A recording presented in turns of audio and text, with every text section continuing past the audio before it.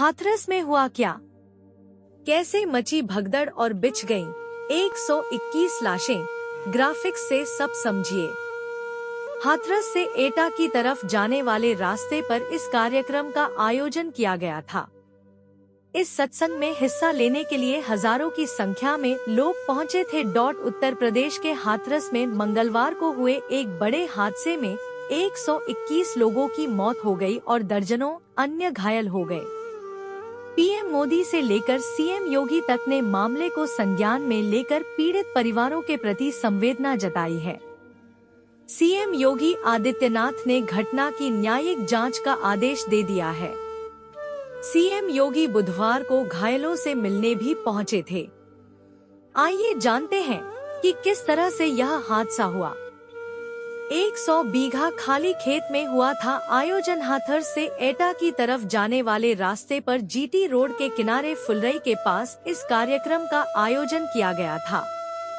कार्यक्रम में आने वाले हजारों की संख्या में भक्तों को देखते हुए 100 बीघा खाली खेत पर सत्संग की व्यवस्था की गई थी।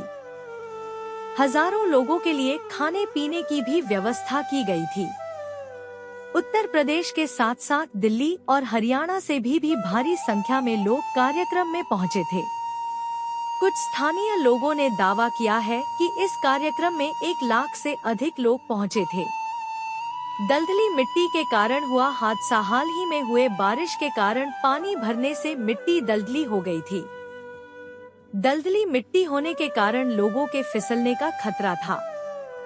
सड़क और खेत के बीच फिसलन भरी ढलान थी, क्योंकि आनन फानन में खेत को आयोजन के लिए तैयार किया गया था। फसल कटने के बाद खेल खाली पड़ी थी। कार्यक्रम स्थल कोई सपाट मैदान की तरह नहीं था। खेत में प्राकृतिक तौर पर भी कई जगहों पर उतार चढ़ाव होते हैं। कार्यक्रम का आयोजन करने वाले लोगों ने इस बात का ध्यान नहीं रखा था। खेत में मची भगदड़। जब बाबा का सत्संग खत्म होता है और वो वहाँ से निकलता है तो अचानक उसे देखने और उसके धूल को छूने के लिए लोग टूट पड़ते हैं। लोगों में भगदड़ मच जाती है। खेत में पानी कीचड़ के कारण फिसलन होने लगी। लोगों की बेकाबू भीड़ एक दूसरे को रोंदते हुए आगे बढ़ती गई। भगदड़ इतना भीषण हुआ कि देखते ही देखते 100 से अधिक लोगों की मौत हो गई। देखते ही देखते हो गया बड़ा हादसा। भगदड़ ऐसी मची कि लोग जब तक कुछ समझ पाते तब तक एक ऊपर एक चढ़ते चले गए।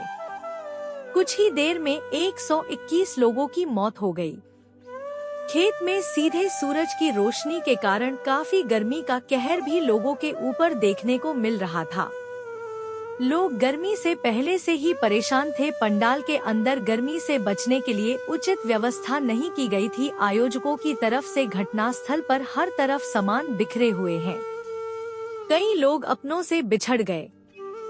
हर तरफ चीख और पुकार का माहौल देखने को मिला। जिला प्रशासन की तरफ से जब तक राहत और बचाव की शुरुआत की जाती तब तक हर तरफ लाश ही लाश दिखने लगे। के रिपोर्टरों की आंखों देखी। अस्पताल से बाबा के घर तक पड़ताल। जाने किस हाल में हाथरस। हाथरस हादसे को लेकर सीएम योगी सख्त। कार्रवाई को लेकर कही ये बड़ी बात। सीएम योगी आदित्यनाथ हाथरस की घटना पर राजनीति करने वाले दलों को भी फटकार लगाई है। कहा कि इस प्रकार की घटना पर पीड़ितों के प्रति संवेदना व्यक्त करने के बजाय राजनीति करना अत्यंत दुर्भाग्यपूर्ण और निंदनीय है। यह समय पीड़ितों के घावों पर मरहम लगाने का है। सरकार इस मामले में पहले से संवेदनशील है और किसी भी दोषी को बख्शा नहीं जाएगा। उत्तर प्रदेश के मुख्यमंत्री योगी आदित्यनाथ फाइल फोटोखा दुर्घटना की तह में जाकर साजिशकर्ताओं और जिम्मेदारों को दिलाएंगे सजा। हादसे पर राजनीति करने वालों को भी लगाई फटकार। बताया दुर्भाग्यपूर्ण और निंदनीय। राज्य ब्यूरो, लखनऊ। मुख्यमंत्री योगी आदित्यनाथ सीएम योगी ने हाथरस हादसे को लेकर कहा कि हमारी सरकार इस घटना की तह में जाकर साजिशकर्ताओं और जिम्मेदारों को उचित सजा देने का काम करेगी। प्रदेश सरकार इस पूरी घटना की जांच करा रही है। हम इसकी तह में जाएंगे और देखेंगे कि यह हादसा है या साजिश। उन्होंने अपने आवास पर पत्रकारों से कहा कि घटना अत्यंत दुखद और हृदय विदारक है। मुख्यमंत्री ने घटना पर राजनीति करने वाले दलों को भी फटकार लगाते हुए कहा कि इस प्रकार की घटना पर पीड़ितों के प्रति संवेदना व्यक्त करने के बजाय राजनीति करना अत्यंत दुर्भाग्यपूर्ण और निंदनीय है। यह समय पीड़ितों के घावों पर मरहम लगाने का है। सरकार इस मामले में पहले से संवेदनशील है और किसी भी दोषी को बख्शा नहीं जाएगा। 116 लोगों की गई जान। भीड़ प्रबंधन के प्रति लापरवाही के चलते मंगलवार को ब्रज के प्रवेश द्वार हाथरस में हुई एक भीषण घटना में 116 लोगों की हृदय विदारक मृत्यु हो गई।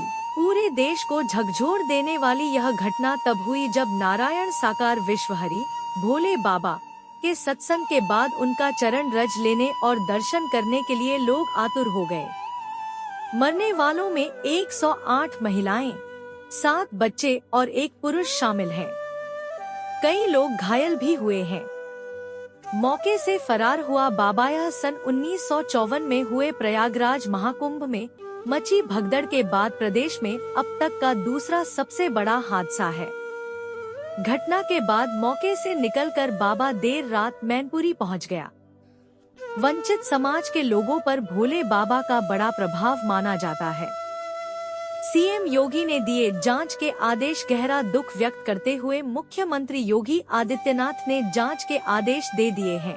केंद्र और राज्य सरकार ने मृतकों के परिवार वालों को 2-2 लाख रुपए की मदद देने की घोषणा की है। राष्ट्रपति, प्रधानमंत्री और गृह मंत्री समेत कई नेताओं ने घटना पर गहरा दुख व्यक्त किया है। 1.5 लाख से अधिक लोग पहुंचे। बताया जा रहा है कि इस सत्संग के लिए 80,000 लोगों की उपस्थिति की प्रशासनिक अनुमति थी, लेकिन मौके पर 1.5 लाख से अधिक लोग पहुंच गए। इसके चलते भीड़ को नियंत्रित करने की व्यवस्था औंधे मुंह हो गई। लोग सड़क किनारे के फिसलन भरे गड्ढे में गिरने लगे। पीछे से भीड़ का दबाव, नदारद भीड़ प्रबंधन और इसके चलते हुई भगदड़ ने भयावह रूप ले लिया।